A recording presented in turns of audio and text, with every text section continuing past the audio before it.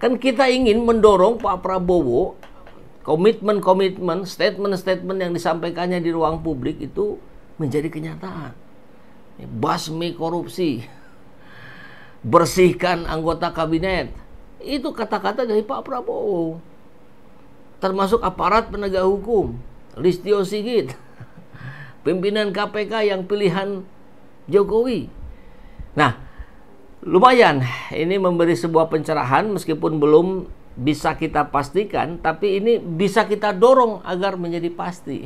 Kan gitu ya. Kabinet Merah Putih oleh Prabowo Subianto tampaknya akan mengalami revisi tahun depan. Hal itu tak terlepas dari adanya aroma tak sedap, di mana ada sederet menteri Prabowo Subianto yang diduga bermain dua kaki. Sebagai salah satu anak dari tokoh pendiri partai PDIP, Marwar Sirait juga masuk dalam daftar orang yang akan di-reshuffle Prabowo. Alasannya cukup kuat, mantan politisi PDIP ini kerap mengeluarkan statement yang mengarah kepada adu domba antara presiden dan wakil presiden. Hal itu terlihat jelas ketika Marwar Sirait secara terang-terangan menghapus foto Gibran sebagai wakil presiden. Tak heran saat ini, Marwar dianggap sebagai mata-mata PDIP di pemerintahan Prabowo Subianto. Alasan lainnya yang begitu meyakinkan adalah Marwar Sirait sendiri merupakan anak pendiri dari partai PDIP. Sehingga alasannya keluar dari PDIP dianggap sebagai pengalihan isu semata, agar penyamarannya masuk ke kabinet Prabowo tidak terendus. Ya, ini yang kita tunggu-tunggu, reshuffle kabinet. Karena sejak awal kita lihat ada beberapa posisi yang tidak tepat. Baik secara kompetensi pribadi dengan kemampuannya, walaupun yang terkait dengan rezim Jokowi. Maka ketika kita mendapatkan isu reshuffle kabinet ini, mari kita dorong agar ini menjadi kenyataan. Begitu ya. Ya, isu reshuffle kabinet Sri Mulyani dan Marwar Sirait. Wow, boleh lah, boleh. Tapi selalu ada tapi ini. Tapi kita menuntut lebih banyak lagi nih, karena ada orang-orang anggota kabinet yang terindikasi terduga korupsi. Ini harusnya dipanggil dulu, periksa dulu, pastikan dulu bersih apa tidak. Kalau bersih ya nggak usah direshuffle. Tapi kalau rusak, bagian dari yang menghancurkan tatanan demokrasi dan ekonomi di Indonesia selama 10 tahun terakhir ini, ya jangan dong, reshuffle dong.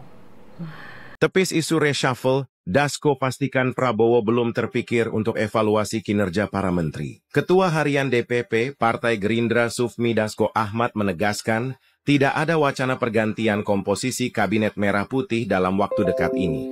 Ia pun menyatakan, hingga detik ini dirinya belum mendengar keinginan Presiden Prabowo Subianto untuk evaluasi kinerja para menteri. Sebelumnya, beredar informasi jika Menteri Keuangan Sri Mulyani akan dipindahkan ke lembaga lain dan kursi tersebut akan diisi oleh Wakil Menteri Keuangan sekaligus keponakan Prabowo, Thomas Jiwandono. Langsung kita lihat kabarnya dari inilah.com. PAN dan PKB kompak tutup mulut isu reshuffle kabinet Merah Putih. Pertama tutup mulut, kedua kompak. Nah ini menarik nih. Kalau tutup mulut itu biasanya ada yang disembunyikan. Biasanya. Kemudian kalau kompak berarti ada janjian sebelumnya. Nanti kalau ditanya tentang reshuffle kabinet, jangan direspon ya. Partai Amanat Nasional dan Partai Kebangkitan Bangsa kompak bungkam ketika disinggung isu reshuffle yang akan dilakukan Presiden RI Prabowo Subianto. Hal ini menyoroti isu yang beredar informasi jika Menteri Keuangan Sri Mulyani akan dipindahkan ke lembaga lain. Oh, lembaga lain? Apa yang cocok buat Sri Mulyani ya lembaga lain? Belum kebayang kita. Dan kursi tersebut akan diisi oleh Wakil Menteri Keuangan sekaligus keponakan Prabowo, Thomas Jiwandono. Ini masuk akal dalam konteks untuk menguatkan pemerintahan Prabowo. Ya dia harus percaya, harus yang mudah dipercaya ya orangnya sendiri, apalagi ponakannya sendiri. Justru kan kita duga ketika ada pengumuman kabinet Prabowo, Kita duga memang Thomas Djiwandono Menteri Keuangan ya. Karena dia sudah ditempel ya, di reshuffle terakhirnya Jokowi menjadi wakilnya Sri Mulyani. Tapi tampaknya belum tuntas nih pekerjaan Sri Mulyani. Jadi tetap harus jadi Menteri Keuangan dulu, tempel dulu sama Thomas Djiwandono sampai ahli mah nggak mungkin ya, sampai tahulah, sampai paham bagaimana duduk persoalan kerusakan sistem kita, baru dibenerin. Mungkin begitu ya. Kemudian yang lainnya ada juga performa Menteri Hak Asasi Manusia Natalius Pigai yang belum menunjukkan tanda-tanda keberhasilannya di 100 hari pertama. Kalau itu mah banyak ya.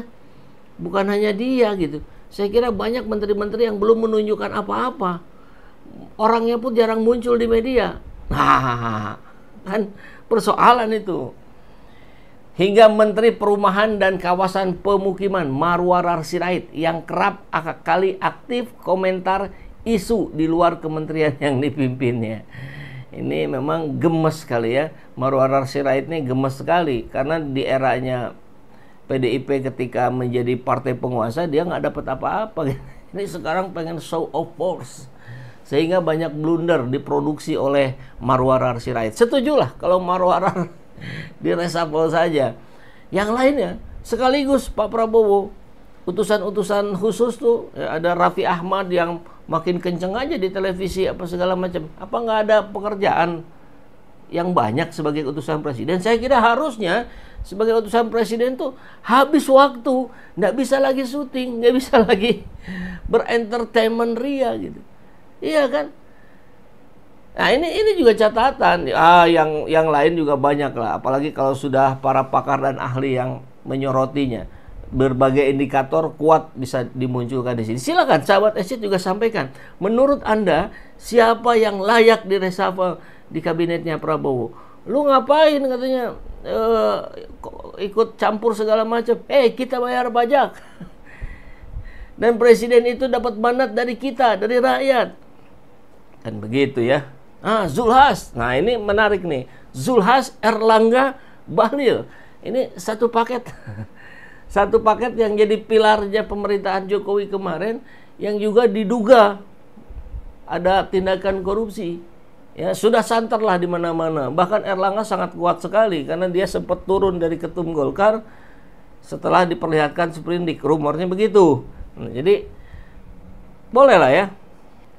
Ketika dikonfirmasi, Wakil Ketua Umum PKB Jazilul Fawaid mengaku belum mendapat informasi mengenai isu tersebut. Biasanya lebih cepat wartawan ya. Sebagai pimpinan partai yang tergabung dalam Kim Plus, ia enggan memberikan komentar banyak terkait isu reshuffle ini. Saya nggak ada info katanya. Yakin jangan bohong.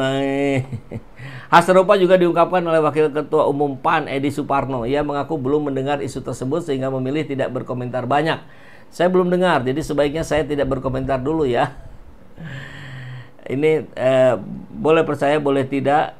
Tapi kalau nggak percaya lebih baik. Karena politikus itu layak untuk tidak dipercaya ya. Sampai dia menunjukkan yang sebaliknya. Nah gitu. Ya ini adalah kabinet, nama kabinetnya bisa kita namakan Kabinet Balas Budi nih. Iya, Kabinet Balas Budi, Balas Jasa.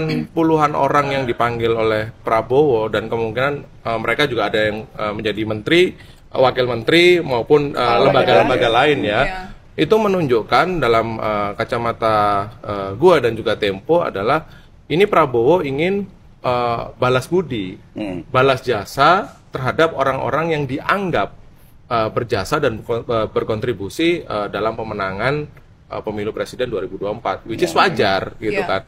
Tetapi kita bisa lihat lagi ke belakang. Orang-orang ini layak atau enggak? Nah, itu kan. Jadi intinya ini adalah kabinet, nama kabinetnya bisa kita namakan Kabinet Balas Budi nih.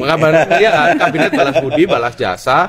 Karena kita dengar juga kan beberapa hari sebelum drama pemanggilan itu berjanji nih, Prabowo dan Gerindra berjanji akan membentuk kabinet Zagen kabinet. Artinya orang-orang yang benar-benar profesional, pakar, ahli yang menguasai di bidangnya. Tapi kita lihat tuh, puluhan orang yang dipanggil adalah orang-orang yang ya perwakilan partai politik gitu kan. Ini menunjukkan Atau bahwa terafiliasi oleh partai politik atau terafiliasi oleh orang-orang yang berjasa dalam hal-hal logistik. Nah, Bohir maksudnya. Bohir. Nanti akan disinggung kita nih soal akan Bohir nih. singgung. Oke. Nah, itu yang kemudian gue lihat bahwa ini cara Prabowo balas budi atau balas jasa terhadap pihak-pihak yang berkontribusi atau berjasa padanya. Nah, orang-orang ini juga harus siap. Suatu waktu mesti harus dicopot karena pemilihan mereka pun bukan atas dasar kompetensinya, Ya. tapi atas dasar yaitu tadi jasanya. Sewaktu-waktu dianggap, waduh sudah nggak berjasa atau pasti harus siap-siap dicopot juga. Kayak siapa tuh? Tapi nggak dicopot sebagai menteri, sebagai ketua umum aja dicopot. Gitu. Jadi orang-orang ini harus siap kapanpun dicopot gitu. Iya, dan ada teman-teman di senior partai ya, maupun yang sekarang ada duduk di posisi jabatan tertinggi gitu ya, tinggi lah, jabatan tinggi di pemerintahan itu juga cerita bahwa Prabowo ini akan siap mengevaluasi para menteri, wakil menteri, dan kepala badannya dalam kurun 6 bulan sampai 1 tahun. Gitu. Jadi ini ditampung semua dulu nih, ditampung semua kebutuhan, lalu di 6 bulan ke depan itu, 6 bulan sampai 1 tahun ke depan itu mungkin akan ada reshuffle besar. Gitu yang disitulah kemudian Prabowo kembali menyeleksi orang-orang yang dia anggap mumpuni dan mampu dan